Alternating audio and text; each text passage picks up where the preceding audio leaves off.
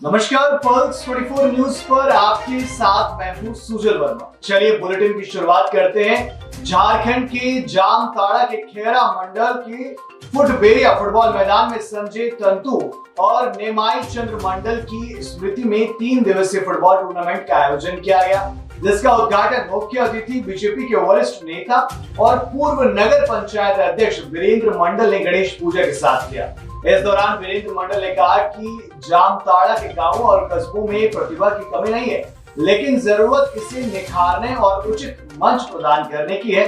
साथ ही कहा कि इस टूर्नामेंट का एक उद्देश्य खिलाड़ियों को उचित मंच प्रदान करना है ताकि ये अपनी प्रतिभा का जलवा राष्ट्रीय स्तर पर बिखेर सके। साथ ही वीरेंद्र मंडल ने कहा कि गांवों की प्रतिभाएं इसलिए दम तोड़ देती हैं क्योंकि उन्हें प्रोत्साहन और उचित मंच नहीं मिलता, लेकिन अब खिलाड़ियों की प्रतिभा को निखारने के लिए उन्हें उचित मंच मिल रहा है।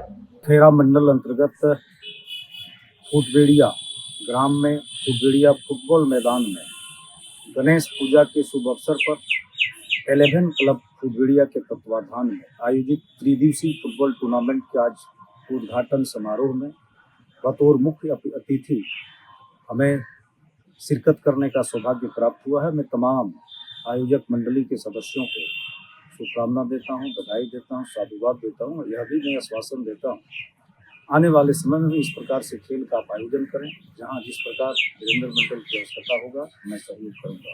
मैं तमाम खिलाड़ियों को 16 टीमों ने भाग लिया है, सबको शुभकामना देता हूं कि आप सभी बेहतर खेलें और आपका प्रदर्शन ऐसा हो कि जितने भी दर्शक वृंद है आपके खेल को देखने के लिए ललायित हो। निश्चित रूप से एक अच्छे प्रतिभावान जो खिलाड़ी होते हैं उसका खेल के मैदान में खेल का कंपटीशन होता है, व्यक्तिगत कंपटीशन नहीं होता है। हमें आसानी पूर्ण उम्मीद है तमाम खिलाड़ी इसी भाव से खेलेंगे। निश्चित रूप से स्थानीय स्तर पर प्रतिभावान खिलाड़ियों की कमी नहीं है। ऐसे खिलाड़ियों को एक उचित प्लेटफॉर्म की आवश्यकता है। जो 11 क्लब फुटबॉलिया के तत्वाधान में ऐसे प्लेटफॉर्म को ऐसे तमाम प्रतिभावान खिलाड़ियों को देने का काम किया। मैं फिर से उन्हें धन्यवाद देता हूँ, साधुवाद देता हूँ, बधाई। बिहार की राजनीति में जनसुराज तेजी से अपना पांव पसार रही है। जनसुराज के मुख्य सूत्रधार प्रशांत किशोर अपनी पदयात्रा से जनता के साथ सीधे जुड़ रहे हैं और लोगों में भी जनसुराज को लेकर बेहद उत्साह है। पार्टी के तमाम नेता और कार्यकर्ता जनसुराज के लिए ज्यादा से ज्यादा सदस्यों को जोड़ने के अभियान में जी जान लगा रहे हैं। इसी क्रम में आरा के जनसुराज नेता उपेंद्र पासवान ने पल्स 24 न्यूज के साथ खास बातचीत में बताया कि 2025 के बिहार विधानसभा चुनाव में जनसुराज अपनी सरकार बनाने जा रही है। साथ ही कहा कि बिहार की जनता लालू, नीतीश और बीजेपी से ऊब चुकी है और बदलाव करने का पूरा मन बना चुकी है। हमारे साथ है जनसुराज के आरा जिला के रहने वाले वरिष्ठ नेता उपेंद्र पासवान जी। उपेंद्र जी, जनसुराज पार्टी अभी किस तरीके से आरा जिले में काम कर रही है? जनसुराज पार्टी आरा जिले में ही नहीं बल्कि बिहार में विकास के दौर में काम कर रही है। नौजवान को रोशनी देने का काम कर रही है। बिहार में शिक्षा के बदहाल देखते हुए शिक्षा में सुधार लाने की काम कर रही है। प्रशांत किशोर जी ने भोजपुर जिले में, आरा जिले में 2 जनसभाएं की। पहली जो उनकी जनसभा थी वो पियरों में थी और दूसरा जो दूसरी उनकी जनसभा थी वो मसाड़ में थी। इस जनसभा के बाद लोगों ने आपसे क्या कहा और किस तरीके से लोगों के बीच मैसेज गया है, कि संदेश गया है, लोग कितना खुश है इस दोनों जनसभा को देखकर? बहुत सा होड़ मचा हुआ है जनसुराज से जुड़ने के लिए। मतलब कि हम जनसुराज से जुड़ रहे हैं, जुड़ेंगे, हम जनसुराज के समर्थन कर रहे हैं। लेकिन वैसा तो कुछ विरोधी दल हैं जो कि वो कहते हैं कि ये भाजपा के एजेंट बन के काम कर रहे हैं। लेकिन मैं उन जो कहने वाले व्यक्ति हैं, कहने वाले नेता हैं, किसी भी दल के हो, उनको शर्म आनी चाहिए कि आज 78 वर्ष देश की आज़ादी हो गया, लेकिन आज तक बिहार का शिक्षा नहीं सुधरा, बिहार का विकास नहीं हुआ। ये बिहार का दुर्भाग्य है। और प्रशांत किशोर जी उभरते हुए सूरज की रोशनी की तरह हम लोगों में प्रकाश लाने का काम किए हैं, कर रहे हैं। मैं इनको तहे दिल से धन्यवाद देता हूँ। अभी नए नए जो लोग जनसुराज से जुड़ रहे हैं वो प्रशांत जी के बारे में क्या कह रहे हैं? बहुत अच्छे कह रहे हैं। बहुत सा लोग प्रशांत किशोर जी को एक्सेप्ट कर रहे हैं। प्रशांत किशोर जी एक हम लोग के माने कहिए तो दूसरे गांधी के रूप में आज बिहार के रूप में उभरे हुए हैं। विरोधी जो पार्टियां हैं वो कह रही हैं कि प्रशांत जी तो मतलब वोट काटने के लिए आए हैं, वोट कटवा है और बीजेपी के एजेंट है, और साथ ही 243 सीटों पर जो जनसुराज को वो कह रहे हैं कि हम अकेले चुनाव लड़ेंगे। ये बहुत बड़ा बेवकूफ़ी वाला कदम है। आप कैसे देखते हैं इस चीज़ को? 243 सीट पर प्रशांत किशोर जी कह रहे हैं चुनाव लड़ने के लिए 243 सीट हम लोग को जीतने जा रहे हैं, इसलिए कि जनता बौखला गई है। जनता के पास अब कोई दूसरा विकल्प नहीं रह गया है। तीसरा विकल्प बन करके ही प्रशांत किशोर जी ही आए हुए हैं, जो कि हम लोग के आगा विकास का रास्ता दिखा रहे हैं, और इन्हीं से विकास होने वाला है। दूसरे गांधी के रूप में अवतार। प्रशांत जी की पद यात्रा जो पद यात्रा हो रही है प्रशांत जी की, उस पद यात्रा को लेकर लोग क्या कर रहे हैं? बहुत खुशहाली मना रहे हैं लोग, जश्न मना रहे हैं लोग कि नहीं हमारे मतलब प्रशांत किशोर जी एक अच्छे नेक इंसान हैं, न महापुरुष हैं, और इनसे बिहार का विकास संभव है। प्रशांत जी की जो पार्टी आ रही है जनसुराज, उसको क्या सभी जाति धर्मों का सपोर्ट मिल रहा है कि जो पिछड़े वोट की बात अगर लोग करते हैं, जो बिहार में पार्टियां बोलती हैं कि इस जाति का व्यक्ति हमको वोट देगा, उस जाति का व्यक्ति उसको वोट देगा, जनसुराज में क्या ये सब चीज़ें हैं? कुछ नहीं, सब लोग साथ हैं। अगला पिछड़ा की बात नहीं है, दलित गरीब की बात नहीं है, सब लोग साथ हैं। दलित गरीब का विकास कैसे होगा? आज 15 वर्ष लालू जी का राज रहा, 17 वर्ष नीतीश जी का राज रहा, कौन सा दलितों का विकास हुआ? ये लोग बताएं। विरोधी पार्टी के जो भी नेता हैं वो कह रहे हैं कि प्रशांत जी ऐसे ही इलेक्शन लड़ रहे हैं और बिहार में कोई खास असर नहीं छोड़ने वाले हैं। वो अपना वो अपना झूठा रोटी सेकेंगे तो मतलब उनको कैसे हम कहेंगे कि ना वो झूठा रोटी सेक रहे हैं? वो तो अपना झूठा रोटी सेक रहे हैं, तभी तो हम आज कह रहे हैं। तो बताएं, जो कहने वाले व्यक्ति हैं, जो कहने वाले नेता हैं, किसी भी दल के हो, वो बताएं कि आज 32 वर्ष में कौन सा बिहार में विकास हुआ है? तो बिहार के मुख्यमंत्री नीतीश कुमार जी कहते हैं कि बिहार में बहुत विकास हुआ है जब से हम मुख्यमंत्री हैं। बिहार में मुख्यमंत्री जी तो चौपट कर दिए, इनके भी राज में शिक्षा बेहाल हो गया। कहीं पर देखिए ना स्कूल चल रहा है ढंग से, ना कोई शिक्षक है। आप टीवी मोबाइल पर देखिए, किसी शिक्षक का 21 का पहला नहीं आता है, और वो हेडमास्टर बन के स्कूल में प्रधानाध्यापक बन के बैठा हुआ है। प्रशांत जी कहते हैं कि 40 सीटों पर महिला कैंडिडेट को हम उतारेंगे। आपको क्या लगता है कि 40 सीटों पर महिला कैंडिडेट उतार के और जीत दिलाना इतना आसान होने वाला है जनसुराज के लिए? जी जरूर। प्रशांत किशोर जी हम लोग के मतलब एक महानायक के रूप में काम कर रहे हैं, और प्रशांत किशोर जी का जितने भी बात है वो सराहनीय है, और नेताओं से और दल से वो सराहनीय है। कैसे इतना उम्मीद के साथ कर रहे हैं प्रशांत किशोर? 40 महिला जाकर विधानसभा में जीत के विदा करेंगे। महिला नीतीश कुमारी सब लोग तो दिए हैं आराम से, तो महिला का भी तो भाई जगह होना चाहिए। तो इसमें प्रशांत किशोर जी कह दिए क्या स्थिति रहेगी 2025 में विधानसभा में प्रशांत किशोर पार्टी को? 2025 में प्रशांत किशोर जी के मतलब जनसुराज का यहाँ पर सरकार बनेगी, और जो भी समाज का लोग हैं उनको विकास का है। प्रशांत किशोर की पार्टी जनसुराज का मुख्य मुकाबला किस पार्टी से है? बीजेपी, आरजेडी या जेडीयू? कोई पार्टी नहीं है, सब लोग पीछे हैं, सब लोग पीछे हैं। कोई पार्टी का मुकाबला करने लायक नहीं है। ये लोग तो अपना करने का दिखा दिया, जो करना था इन लोग को जनता चांस दी थी, लेकिन ये लोग अपने जनता को भी दिखा दिए कि हमने क्या किया। 2025 में जनसुराज की पार्टी सरकार बनाने जा रही है। एकदम सरकार बनेगी। 243 सीटों पर कितना सीट लग रहा है आपको मिलने वाला है बिहार में? एकदम हम लोग बहुमत में आएंगे तो। कैसे इतने उम्मीद के साथ करना पड़ रहा है आप? होड़ मचा हुआ है, जनता बौखला गई है। हर गांव में देखिए, हर समाज के लोग को देखिए। छत्तीसगढ़ के बलरामपुर जिले के विकासखंड कुसमी में प्रभाव सचिव फीलिंग साय को हटाने जाने के संबंध में ग्रामीणों ने कलेक्टर के नाम कुसमी एसडीएम को ज्ञापन सौंपा, जिसमें उन्होंने प्रभार सचिव फीलिंग साय को हटाने की मांग की। इस दौरान ग्रामीणों ने सचिव पर भ्रष्टाचार का आरोप लगाते हुए कहा कि सचिव की वजह से ग्राम पंचायत की कई विकास का काम अधूरा पड़ा हुआ है। साथ ही उन्होंने सचिव पर ग्राम सभा नहीं लगाने का आरोप लगाते हुए कहा कि ग्राम सभा 4-5 महीने में एक बार लगाया जाता है, जिसमें किसी भी ग्रामीण को जानकारी नहीं दी जाती। ग्रामीणों ने बताया कि ग्राम सभा में सचिव और सरपंच मिलकर ग्राम सभा बैठा देते हैं, जिससे बहुत सारे लोगों को पेंशन नहीं मिल पा रही।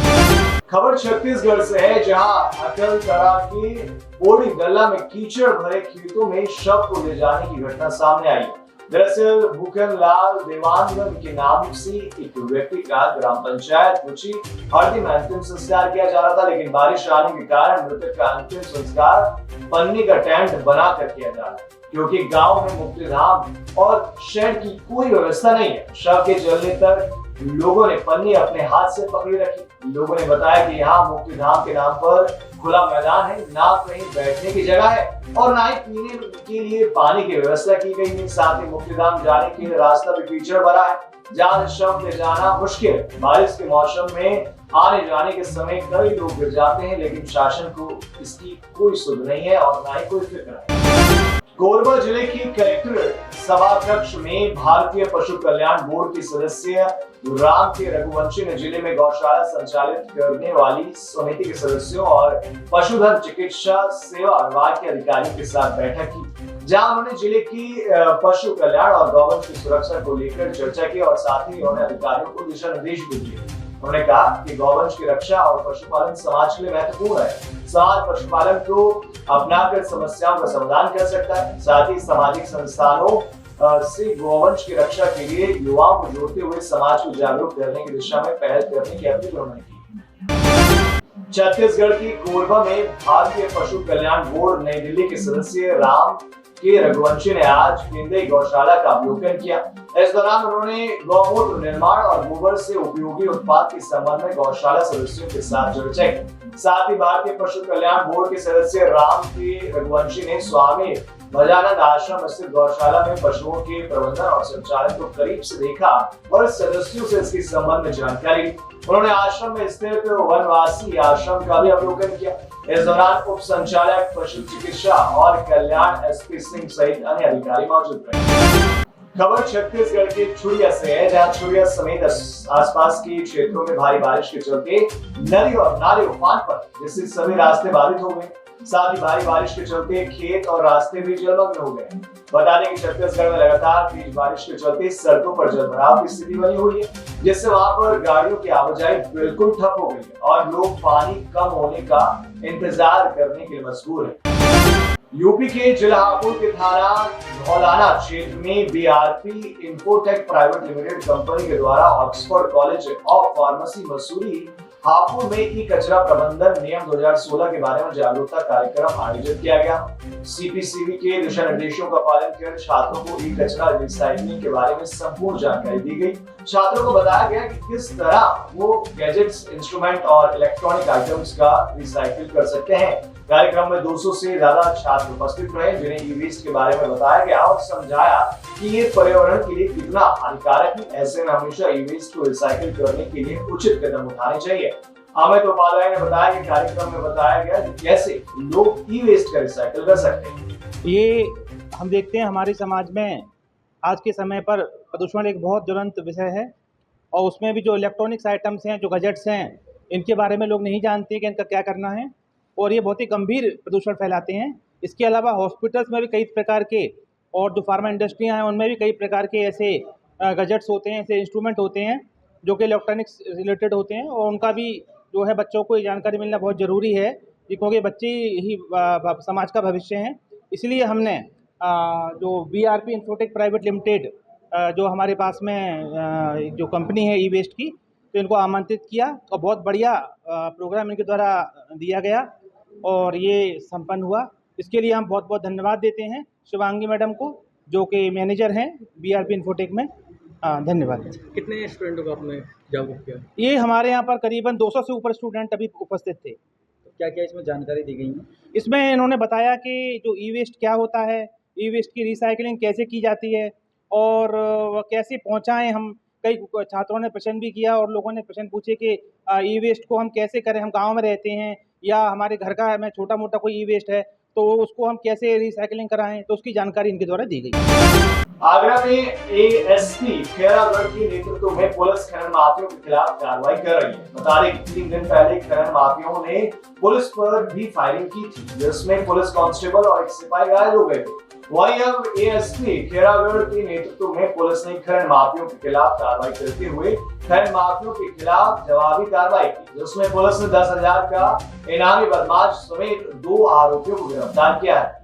आज दिनांक 10 सितंबर 2024 को तड़के थाना खेरागढ़ को सूचना प्राप्त हुई कि क्राइम नंबर 154/24 के वांछित 10,000 इनामिया प्रदीप उर्फ गंगे व उसका साथी व भाई राजू भागने की फिराक में है।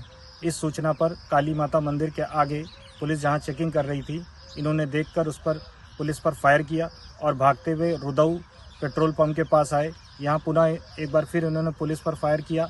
आत्मरक्षार्थ जवाबी फायर में पुलिस ने भी फायर किया, जिसमें राजू उम्र 35 वर्ष के पैर में गोली लगी, जिसे हिरासत में लेकर उसकी जीवन रक्षा प्रणाली को देखते हुए उपचार हेतु CC खेरागढ़ रवाना किया गया। वह इसके भाई व साथी प्रदीप उर्फ गंगे को हिरासत में लिया गया है। वह आवश्यक वैधानिक कार्रवाई की जा रही है। कानपुर में विजिलेंस टीम ने ASP बाबू पुरवा के पेशकार को रंगे हाथों घूस लेते हुए पकड़ लिया। बता दें कि ASP बाबू रवा के पेशकार ने SC/ST के मामले में 20,000 की घूस मांगी थी, जिसकी जानकारी मिलते ही विजिलेंस टीम ने संयुक्त कार्रवाई करते हुए पेशकार को रंगे हाथों धर दबोचा, जिसके बाद विजिलेंस टीम के वहां पहुंचते ही आरोपी ने भागने की कोशिश की, लेकिन उसकी ये कोशिश नाकाम हो गई और उसे गिरफ्तार कर लिया गया। अब खबर देहरादून से, जहां सावरिया मिठाई शॉप के मैनेजर धर्मेंद्र विमान ने हिमालय दिवस की शुभकामनाएं देते हुए कहा कि बाबा श्याम बालाजी महाराज के आशीर्वाद से उन्होंने देहरादून में मिठाई के क्षेत्र में अपने नए सफर की शुरुआत की। उन्होंने कहा कि बाबा का आशीर्वाद और मार्गदर्शन उनके व्यवसाय को सफल बनाने में अहम भूमिका निभा रहा है। धर्मेंद्र का कहना है कि उनके बनाए गए उत्पादों को लोगों से अच्छी प्रतिक्रिया मिल रही है। लोग देहरादून और आसपास के क्षेत्रों से आकर उनकी मिठाइयों की तारीफ कर रहे हैं। उनका उद्देश्य ग्राहकों को उच्च गुणवत्ता वाली मिठाई प्रदान करना है, जो देसी घी से बनी हो और स्वाद में। देहरादून में स्थित माधव बाग आयुर्वेदिक क्लिनिक के डॉक्टर आदित्य बिष्ट ने सभी देशवासियों को हिमालय दिवस की शुभकामनाएं दी। उन्होंने कहा कि आज के आधुनिक चिकित्सा युग में जहां हाई ब्लॉकेज जैसी गंभीर समस्याओं के लिए एंजियोप्लास्टी और जैसी चीर फाड़ वाली तकनीकों का उपयोग किया जा रहा है, वहीं आयुर्वेदिक पद्धतियों ने बिना चीरे और बिना ऑपरेशन की हार्ट ब्लॉकेज को प्रभावी उपचार प्रदान करने में महत्वपूर्ण भूमिका निभाई है। इस उपचार पद्धति में रोगी की रक्त की एक बूंद भी बहाए बिना सफलतापूर्वक इलाज किया जाता है और जैसे जैसे ये आयुर्वेदिक पद्धति लोकप्रिय हो रही है, वैसे वैसे मरीजों की संख्या भी बढ़ रही है और उन्हें इस विधि से 100% लाभ मिल रहा है। डॉक्टर बिष्ट ने कहा कि आयुर्वेदिक चिकित्सा में हिमालय की जड़ी बूटियों का विशेष महत्व है। हिमालय की 70 से 80% औषधियां विभिन्न आयुर्वेदिक उपचारों में उपयोग की जाती है। मध्य प्रदेश में बीना प्रवास के दौरान विधायक शैलेंद्र कुमार जैन ने CM डॉक्टर मोहन यादव से मुलाकात की। इस दौरान उन्होंने आगामी 27 सितंबर को सागर में होने वाले इंडस्ट्रियल कॉन्क्लेव को लेकर चर्चा की। उन्होंने CM से आग्रह करते हुए कहा कि जिले में ऐसा प्रयास किया जाए जिससे इन्वेस्टर समिट सफल हो सके और बुंदेलखंड के युवाओं को रोजगार मिल सके। इसके अलावा उन्होंने मुख्यमंत्री से सागर के बीड़ी और अगरबत्ती उद्योग को लेकर भी चर्चा की, जिस पर मुख्यमंत्री ने विधायक जैन से कहा कि आप सभी बीड़ी उद्यमियों को साथ लेकर आए, हम लोग मिलकर इस उद्योग को बढ़ावा देने के लिए प्रयास करेंगे।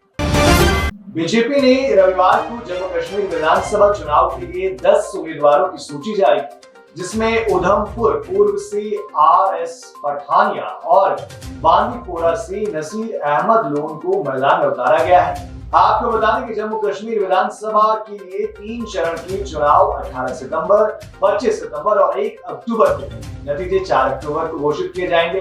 भाजपा की 6ठी उम्मीदवारों की सूची के अनुसार फकीर मोहम्मद खान गुरेज अनुसूचित जनजाति ST आरक्षित सीट से, अब्दुल रशीद खान सोनावारी से और गुलाम मोहम्मद मीर हंदवाड़ा से चुनाव लड़ेंगे। वहीं भारत भूषण कठुआ से, राजीव भगत बिश्नाह से और सुरेंद्र भगत मढ़ से चुनाव लड़ेंगे। बता दें ये तीनों विधानसभा सीटें अनुसूचित जाति SC के लिए आरक्षित है। बीजेपी ने बहु विधानसभा सीट से विक्रम रंधावा को अपना उम्मीदवार बनाया। कर्नाटक के हुबली में गारंटी के वादे के सामने राज्य सरकार घोटालों की सरकार के रूप में चित्रित की जा रही है, चाहे वाल्मीकि घोटाला हो या मुदा घोटाले में शामिल होने की बात हो। पूर्व मंत्री शंकर पाटिल मुनेन कोपा ने कांग्रेस की आलोचना करते हुए कहा कि वो विकास के बारे में सोचे बिना घोटालों में लगी हुई है। मीडिया से बातचीत में उन्होंने कहा कि गारंटी के नाम पर काफी घोटाले किए जा रहे हैं। कांग्रेस नेताओं और निर्वाचित प्रतिनिधियों को राज्य के विकास की बिल्कुल भी परवाह नहीं है। साथ ही आक्रोश व्यक्त करते हुए कहा कि विकास को पूरी तरह अनदेखा किया जा रहा है। फिलहाल इस बुलेटिन में इतना ही। देश और दुनिया की तमाम बड़ी खबरों के लिए आप जुड़े रहें और देखते रहें पल्स 24 न्यूज।